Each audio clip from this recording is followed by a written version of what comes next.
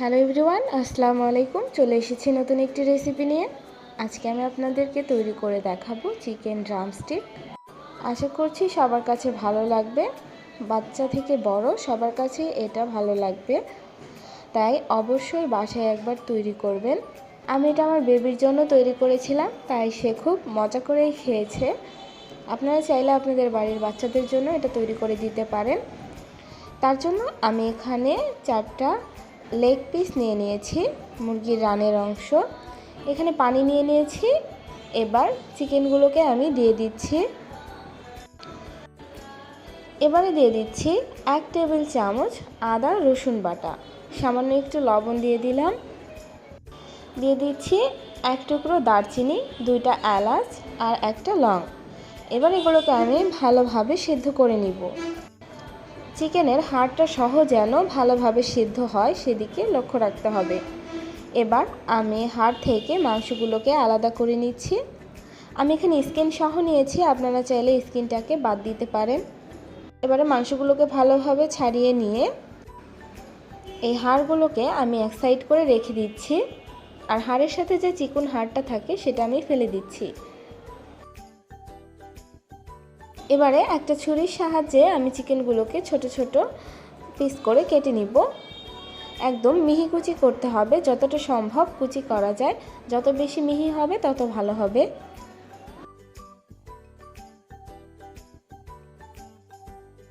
আমার চিকেনগুলো কুচি করে নেওয়া হয়ে গিয়েছে, অনেকটা কিমার মতো হয়েছে। এবারে আমি চিকেনটা একটা বাটিতে নিয়ে নিয়েছি। দিয়ে দিলাম 1/2 চা চামচ জিরার গুঁড়া, 1/2 চা চামচ ধনিয়ার গুঁড়া, 1/2 চা চামচ গোলমরিচের গুঁড়া, স্প্রিং অনিয়ন, কাঁচামরিচ দিলাম স্বাদ মতো, চিলি ফ্লেক্স দিয়েছি স্বাদ মতো, পাতা কুচি দিয়ে দিয়েছি 2 টেবিল চামচের মতো, একটা আলু আমি ম্যাশ করে নিয়েছি সেটা দিয়ে দিচ্ছি, আর দিয়ে দিচ্ছি 2 চা চামচের মতো ফ্যাটানো ডিম। টমেটো কেচাপ দিয়ে দিলাম 1 টেবিল চামচের মতো, লবণ দিয়ে দিলাম স্বাদ মতো।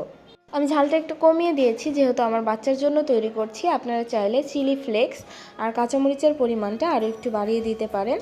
এবার এগুলোকে আমি ভালোভাবে মেখে নিব। মেখে নেওয়া হয়ে গিয়েছে। আমি আগে থেকে যে রানের হাড়গুলো আলাদা করে রেখেছিলাম, একটা হাড় নিয়ে নিয়েছি। এই মিশ্রণটাকেও আমি 4 ভাগে ভাগ করে নিয়েছি যাতে করে সবগুলো ড্রামস্টিকই সমান হয়। এবার আমি এটাকে হাড়ের সাথে লাগিয়ে নিব। দেখতেই পাচ্ছেন রানটা দেখতে যেরকম ছিল আমি অনেকটা ওই রকমই শেপ দেওয়ার চেষ্টা করব। দেখতেই পাচ্ছেন আমি রানের মতো করে শেপ দিয়ে নিয়েছি। আমার একটা ড্রামস্টিক কিন্তু রেডি হয়ে গিয়েছে। আমি সবগুলো একইভাবে তৈরি করে নিব।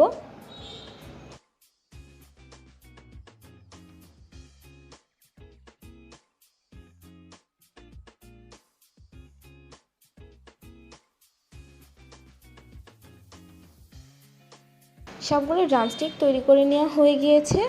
আমি এখানে নিয়ে নিয়েছি ব্রেড ক্রাম্ব, ময়দা আর একটা ফ্যাটানো ডিম।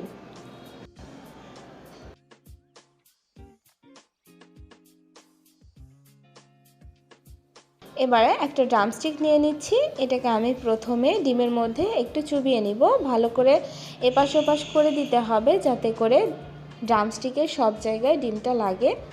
এবার আমি এটাকে ময়দার মধ্যে দিয়ে কোট করে নিব। ভালোভাবে লক্ষ্য রাখতে হবে ময়দাটা যেন সব জায়গায় লাগে। এক্সট্রা ময়দাটা ঝেড়ে ফেলে দিব। তারপর আমি এটাকে আবারও ডিমের মধ্যে চুবিয়ে নিব।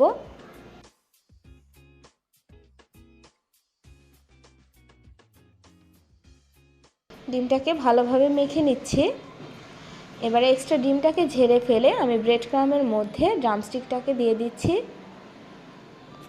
দিয়ে ভালোভাবে কোট করে নিচ্ছি।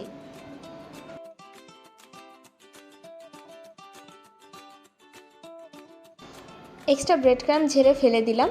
আমার সবগুলো ড্রামস্টিক কোট করে নেওয়া হয়েছে। এটাকে আমি ফ্রিজে রেস্টে রেখেছিলাম আধা ঘন্টার জন্য। ডিপ ফ্রিজে রাখতে হবে। দেখতেই পাচ্ছেন আমার ব্রেড ক্রাম্বটা সেট হয়ে গিয়েছে। এই পর্যায়ে আপনারা এটাকে ফ্রোজেন করেও রাখতে পারেন। আমি প্যানে একটা হাঁড়ি নিয়ে নিয়েছি আর তেল দিয়ে দিচ্ছি পর্যাপ্ত পরিমাণ। এবার তেলটা গরম হওয়ার পরে ড্রামস্টিকগুলো দিয়ে দিচ্ছি।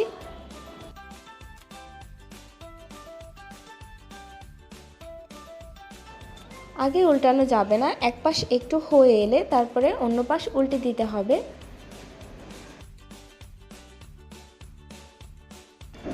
এক পাশ কিছুটা ভাজা হয়ে গিয়েছে, এবার আমি অন্য পাশ উল্টে দিচ্ছি।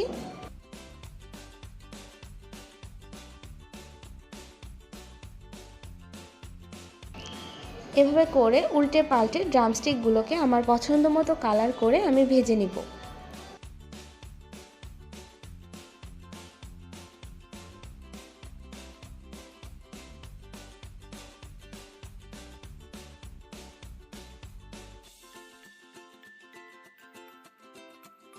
ড্রামস্টিকগুলো কিন্তু ভেজে নেওয়া হয়ে গিয়েছে, দেখতেই পাচ্ছেন সুন্দর একটা কালার চলে এসেছে।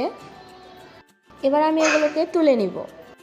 আশা করছি আপনাদের কাছে আমার আজকের এই রেসিপিটা ভালো লাগবে। ভালো লেগে থাকলে অবশ্যই আমার চ্যানেলটি সাবস্ক্রাইব করে দিবেন, আর এটা বাসায় একবার অবশ্যই তৈরি করে খাবেন। আশা করছি সবারই পছন্দ হবে। আজকের মতো তাহলে এখানেই বিদায় নিচ্ছি। সবাই ভালো থাকবেন। আল্লাহ হাফেজ।